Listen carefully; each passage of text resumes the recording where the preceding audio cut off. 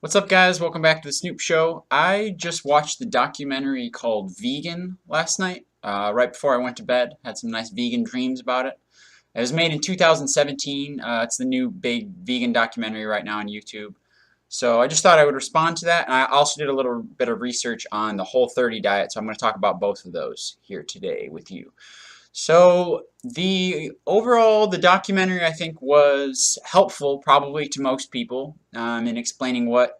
It didn't go too deep into what a vegan diet is. It's mostly testimonials about how much it's changed people's lives. It gets a little bit into kind of some of the gross stuff going on with factory farming and the conditions of the animals, and a little bit about how it affects your health, but really it was more kind of just an emotional appeal, in my opinion, to ending the suffering that's going on in the factory farms. It also draws some attention to some of the weird, sketchy, behind-the-scenes business going on between the government agencies and the meat and dairy farmers in this country. So I think it's really, really good that people be aware of that, because factory farm food is horrible. I don't eat any of it ever. And so I think it's really, really good that people are starting to wake up to the idea of what's going on there.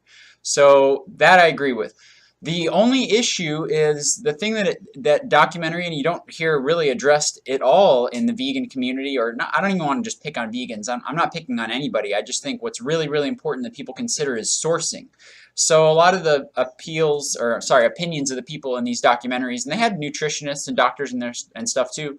A lot of their reasoning for avoiding animal products is because of the bad conditions in the factory farms, which are good reasons, but what no one seems to be mentioning is the fact that not all meat and dairy comes from factory farms. Some of it comes from small local organic farms, some of it is wild game meat and wild fish, and these have very, very different effects on the body, not to mention the fact that the animals lived happy wild lives in these conditions. So, for example, I get all of my meat and dairy products from local farms, and that doesn't mean I go to the store and I find the package that says local free range on it.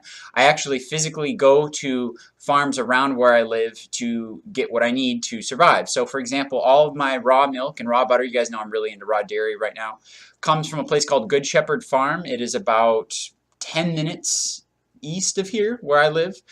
And I can go there. I drive down a little dusty alley. I see pastures on both sides. I see cows and chickens, little baby goats running around with plenty of space to live. I mean, they're really good about rotating the herds there too, so that the pastures that aren't being occupied, the grass grows back up so that they have more grass to eat, and then they rotate them back there, and it goes around and around.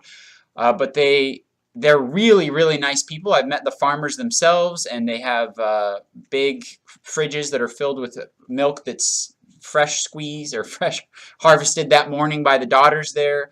They have dozens and dozens of eggs from the happy little chickens that are running around. Sometimes the chickens escape when I'm driving there. It's really funny, and they'll like chase the car as you're driving down.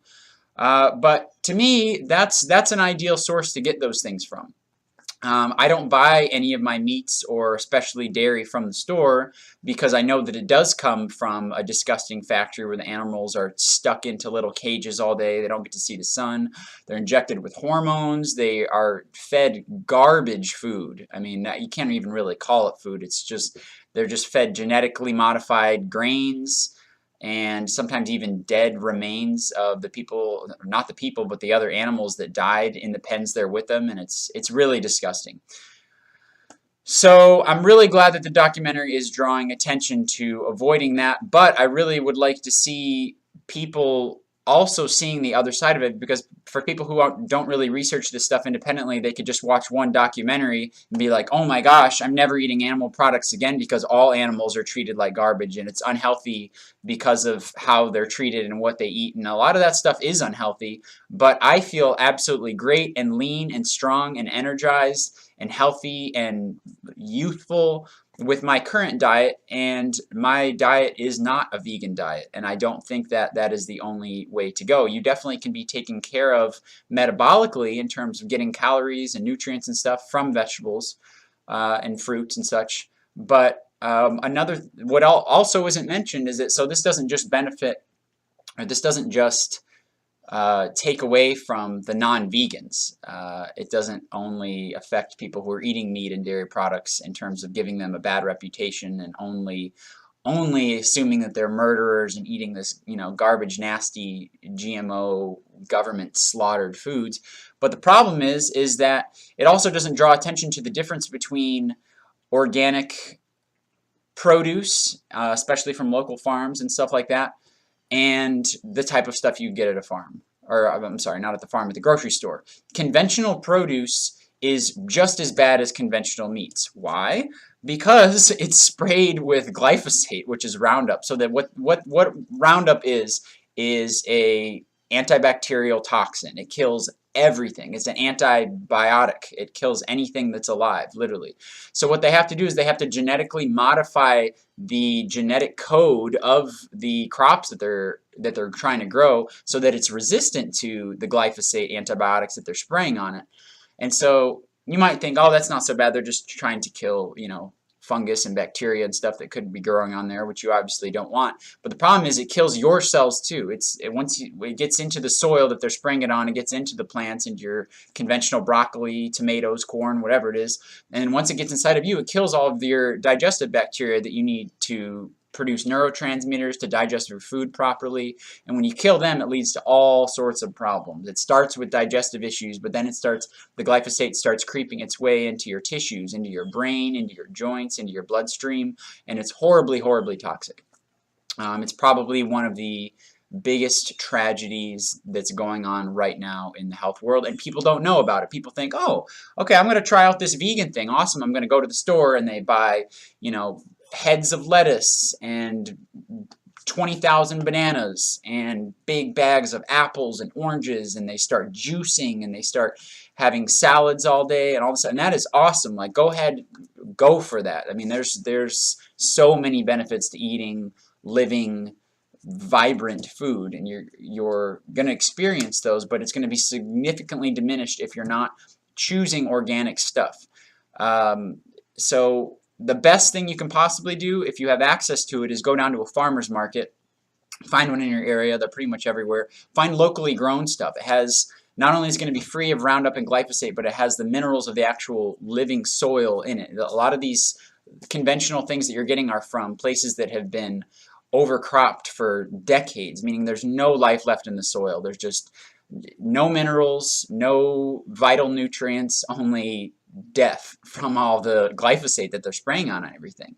And this may sound like a kind of hokey woo-woo, oh, they're spraying Roundup on the soil, man, and like, how are we supposed to eat our food? Like, but it really is that bad. It really is. It's horribly, horribly toxic, and it's in everything. Even a lot of the organic produce has it, which is why I was suggesting it's so much better if you can either grow your own food, so then you know exactly what's in it, or get it from someone who you can at least meet the farmer and find out, hey, what are your practices? Like, are you spraying anything on these plants? What kind of soil are they in? What kind of water are you putting? Are you using just conventional hose water? Okay, well, what's your municipal water source like? Do you filter it? Oh, you're growing animals. Okay, well, what do you feed your animals? Do they go outside? Are they eating grass? Can I see your farm? Can I come take a tour of it? And if they say yes, chances are it's probably a good spot to go, because they probably don't have a secret underground nasty factory farm hidden back in the forest behind their nice organic, out in the sun pastures. So get to know where your food is coming from. I think it's really, really important, and I hope that you guys can at least get that out of these vegan documentaries, because they really are, ultimately their intention is to raise awareness for what you're putting in your body. Eat consciously, find out what you're doing, but you need to get the facts, because just switching to all plants is not necessarily going to do you any favors. So that's all I have to say today about the vegan thing, but I can guarantee you I'll have more, because I've just been kind of fascinated with it lately for whatever reason. So Whole30, I've been seeing little tags around Whole Foods and stuff that says, oh, Whole30 approved and Whole30 friendly, and I was just kind of like, whatever, it's probably just another, their South Beach diet or Atkins diet or whatever. There's a million different diets. And I've heard some people trying it out, and like the one person I knew who did it, I asked her about it a couple weeks later, and she's like, "Ah, yeah, I'm not doing that anymore." So I was like, "Okay, whatever." Well, I didn't really think about it until today. For some weird little reason, someone mentioned it on a podcast, and thought about it in my head, and I was like, "Man, Whole30. I kind of want to know what that is." So I looked it up. I watched a video with the creator of it. I can't remember her name. I don't know, some woman. She's in pretty good shape. She looked pretty healthy. And I actually surprisingly really agreed with the philosophies of it. And so the idea, it's very similar to the bulletproof diet, it seems. So the idea is it's an elimination diet, which means you take out all of these suspect foods. And this doesn't mean the good and evil. People a lot of times look at food as, well, is this good for me or is this bad for me?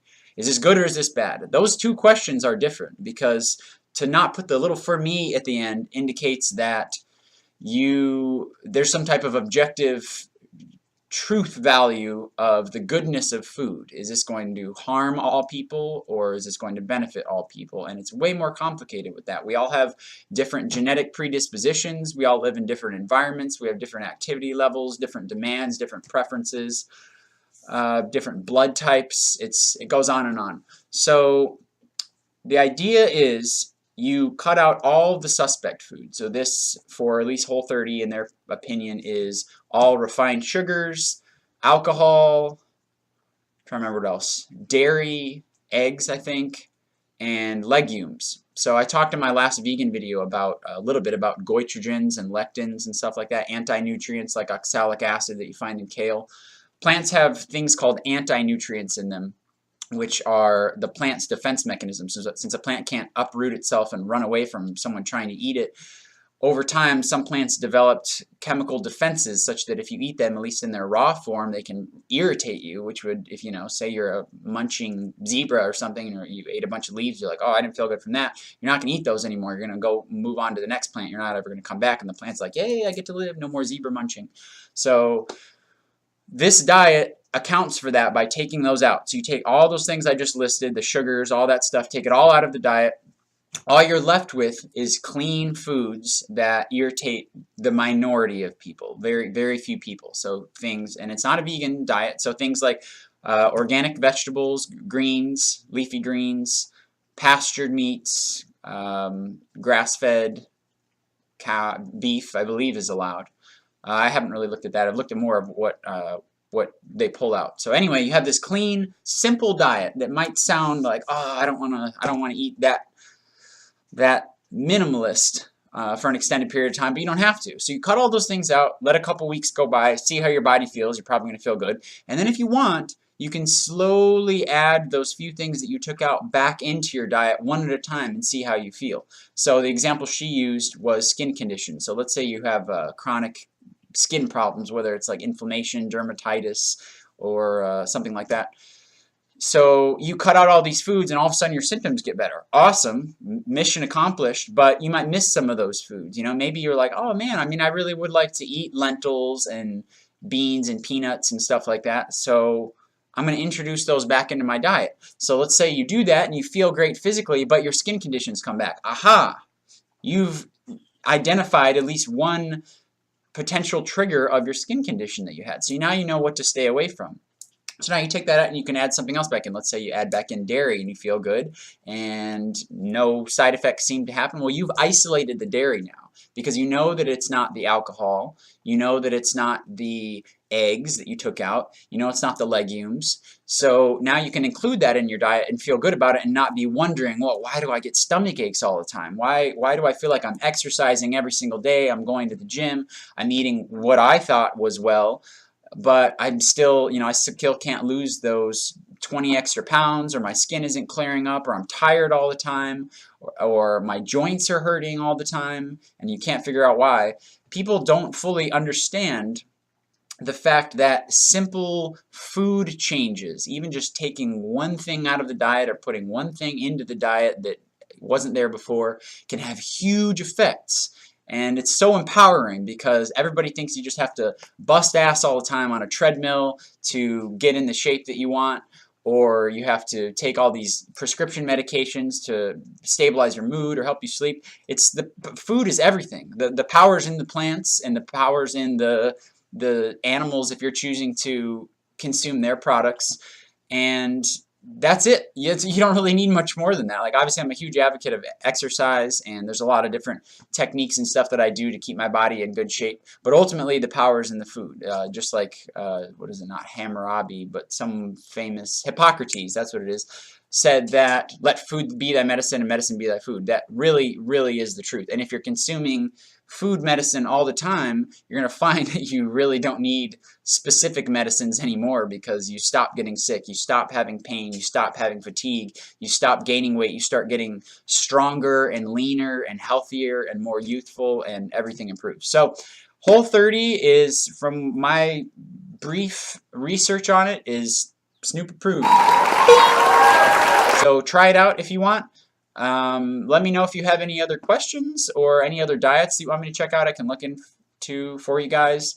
If you guys have tried Whole30, or you've seen vegan, or you've tried going vegan, or you have any questions about any of that whole world, please let me know. Leave in the comments. Subscribe to the channel would be awesome if you do that. That would really help me out. So thank you, and have a good rest of your day.